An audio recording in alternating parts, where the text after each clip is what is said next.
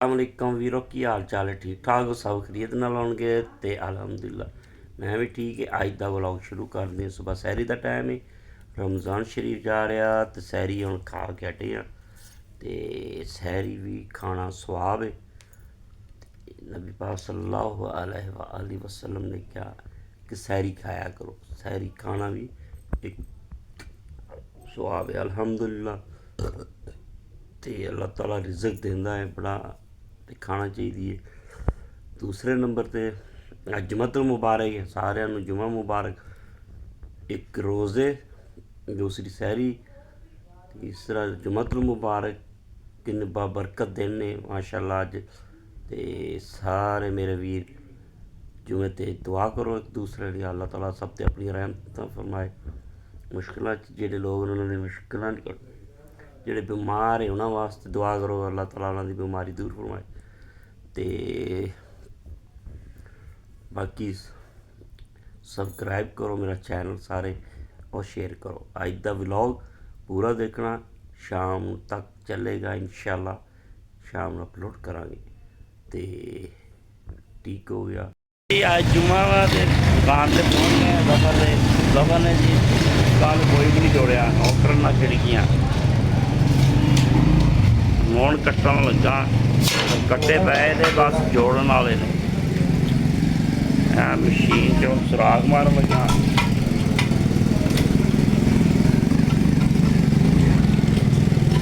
पूरा रख के मार है।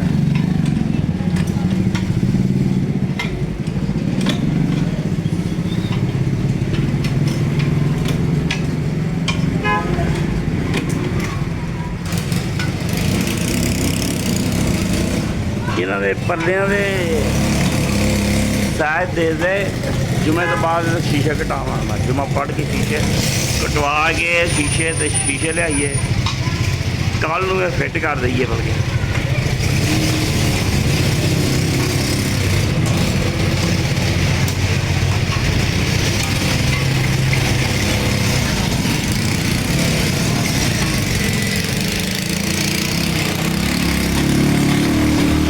ट्रैक्टर कौन खड़ा कर गया थे?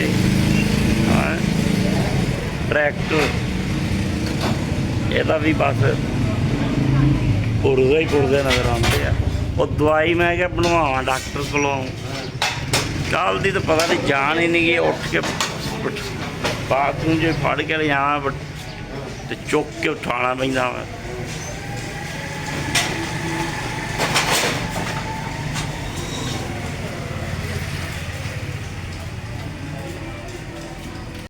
बननी शुरू हो गई ना, पल्ले बनने शुरू हो गए ने। ते पल्ले जड़े ना बनी जा रही 9 इंच 15 4 9 इंच 15 4 दबावा बनावा तैबू। हाँ बनती पई है सर मैं कर गया मैं देखो समान ला के वाल ਤੁਹਾਡੇ ਕਹਿੰਦੇ ਉਹ ਘਰ ਨਹੀਂ ਹੈਗੇ। मैं 2 मिनट गया तो लेके चलना है। 2 मिनट आ गए पल्ले के सैल लै 8 2 ਦੋ ਨਾ ਤਿੰਨ 2 ना 3 ਇਹ ਵੀ ਵਾਸ਼ आओ 3 बाथरूम बस। एक किचन दे ऊपर तक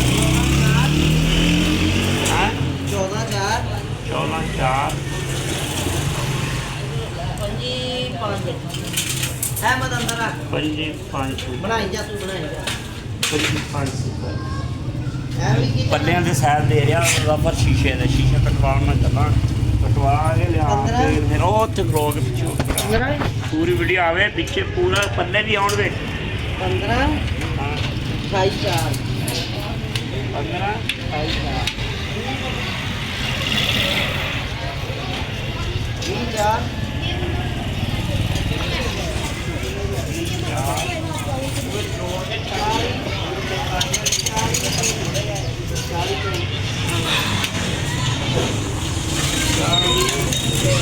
तीन 26 2 26 2 पल्ले जोड़ के अंदर रख दिते आ।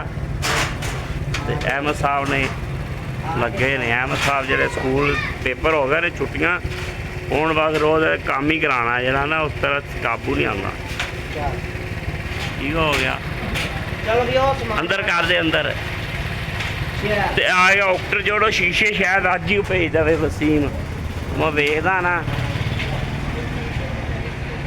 ਤੇ ਅੱਜ ਹੀ ਭੇਜ ਦਿੱਤੇ ਤੇ ਫਿਰ ਅੱਜ ਹੀ ਲਿਖਾ ਕੇ ਲੈ ਆਉਣਾ ਠੀਕ ਹੋ ਗਿਆ ਭਾਈ ਉਹ ਅਫਤਾਰੀ ਦਾ ਟਾਈਮ ਹੋ ਗਿਆ ਹੈ ਤੇ ਅਫਤਾਰੀ ਕਰਨ ਲੱਗੇ ਆ ਅਫਤਾਰੀ ਕਰਕੇ ਨਮਾਜ਼ ਪੜ੍ਹਦੇ ਆ ਤੇ ਅਫਤਾਰੀ ਦਾ ਟਾਈਮ ਤੇ ਦੁਆ ਕਰੋ ਅੱਲਾਹ ਤਾਲਾ ਸਾਰੇ ਤੇ ਰਹਿਮਤ ਕਰੇ ਕਾਰੋਬਾਰ ਅੱਛੇ ਚਲਾ ਸਕਦੇ ਤੇ ਅੱਜ ਬਣਾਏ ਸੀ ਦਹੀਂ ਭੱਲੇ ਨਾਲ ਪਕੌੜੇ ਨੇ ਚਿਪਸ ਹੈ ਖਜੂਰਾਂ ਹੈ ਇਹਨਾਂ ਸਾਰੀਆਂ ਚੀਜ਼ਾਂ ਦੇ ਨਾਲ ਰੱਖ ਕੇ ਦਫਤਾਰੀ ਅੱਲਾਹ ਤਾਲਾ ਕਬੂਲ ਕਰੇ ਸਾਡੀ ਤੇ ਤੁਸੀਂ ਸਾਰੇ ਵਾਸਤੇ ਦੁਆ ਹੈ ਕਿ ਅੱਲਾਹ ਤਾਲਾ ਸਭ ਤੇ ਆਪਣੀ ਰਹਿਮਤ ਕਰੇ ਤੇ ਹੁਣ ਵਲੌਗ ਜਿਹੜਾ ਕਲੋਜ਼ ਕਰਦੇ ਆ ਤੇ ਦੁਆ ਕਰਨਾ ਤੇ ਸਾਰਿਆਂ ਨੇ ਵਲੌਗ ਨੂੰ ਦੇਖਣਾ ਲਾਜ਼ਮੀ ਹੈ ਠੀਕ ਹੋ ਗਿਆ ਹੈਪੀ ਟੂ